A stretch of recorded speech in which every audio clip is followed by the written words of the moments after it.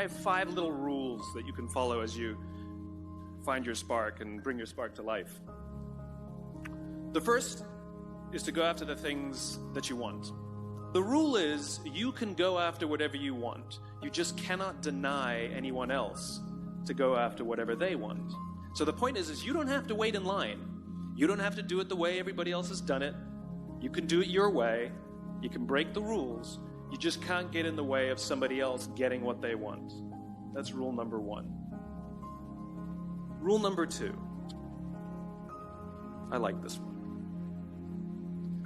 In the 18th century, there was something that spread across Europe and eventually made its way to America called puerperal fever, also known as the Black Death of childbed. Basically what was happening is women were giving birth and they would die within 48 hours after giving birth. This Black Death of childbirth was the ravage of Europe, and it got worse and worse and worse over the course of over a century. In some hospitals, it was as high as 70% of women who gave birth who would die as a result of giving birth. But this was the Renaissance. This was the time of empirical data and science, and we had thrown away things like tradition and mysticism. These were men of science. These were doctors. And these doctors and men of science wanted to study and try and find the reason for this Black Death of childbed, and so they got to work studying, and they would study the corpses of the women who had died. And in the morning they would conduct autopsies, and then in the afternoon they would go and deliver babies and finish their rounds. And it wasn't until somewhere in the mid-1800s that Dr. Oliver Wendell Holmes, father of Supreme Court Justice Oliver Wendell Holmes, realized that all of these doctors who were conducting autopsies in the morning weren't washing their hands before they delivered babies in the afternoon. And he pointed it out and said, "Guys, you're the problem." And they ignored him and called him crazy for 30 years. Until finally somebody realized that if they simply washed their hands, it would go away. And that's exactly what happened. When they started sterilizing their instruments and washing their hands, the Black Death of childbed disappeared. My point is, the lesson here is, sometimes you're the problem.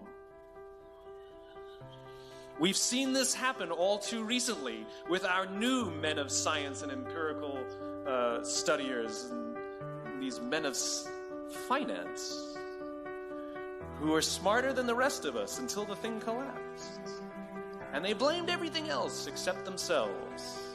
And my point is take accountability for your actions. You can take all the credit in the world for the things that you do right, as long as you also take responsibility for the things you do wrong. It must be a balanced equation. You don't get it one way and not the other.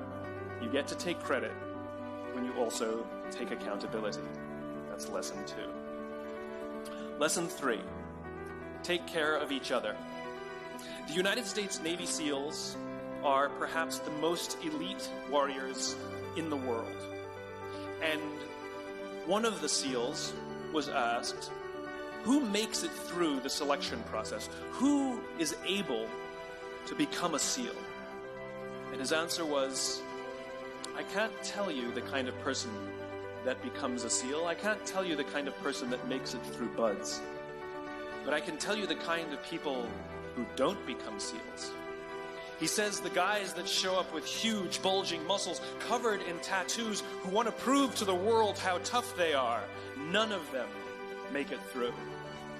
He said the preening leaders who like to delegate all their responsibility and never do anything themselves, none of them make it through. He said the star college athletes who've never really been tested to the core of their being, none of them make it through. He says some of the guys that make it through are skinny, scrawny. He said some of the guys that make it through, you will see them shivering out of fear. He says, however, all the guys that make it through, when they find themselves physically spent, emotionally spent, when they have nothing left to give physically or emotionally, somehow, some way, they are able to find the energy to dig down deep inside themselves, to find the energy to help the guy next to them. They become SEALs, he said. You want to be an elite warrior. It's not about how tough you are. It's not about how smart you are. It's not about how fast you are. If you want to be an elite warrior, you better get really, really good at helping the person to the left of you and helping the person to the right of you. Because that's how people advance in the world. The world is too dangerous and the world is too difficult for you to think that you can do these things alone. If you find your spark, I commend you. Now, who are you going to ask for help, and when are you going to accept help when it's offered? Learn that skill. Learn by practicing helping each other. It'll be the single most valuable thing you ever learn in your entire life. To accept help when it's offered and to ask for it when you know that you can't do it. The amazing thing is, when you learn to ask for help, you'll discover that there are people all around you who've always wanted to help you. They just didn't think you needed it because you kept pretending that you had everything under control. And the minute you say, I don't know what I'm doing, I'm stuck, I'm scared, I don't think I can do this, you will find that lots of people who love you will rush in and take care of you. But that'll only happen if you learn to take care of them first. Lesson 4.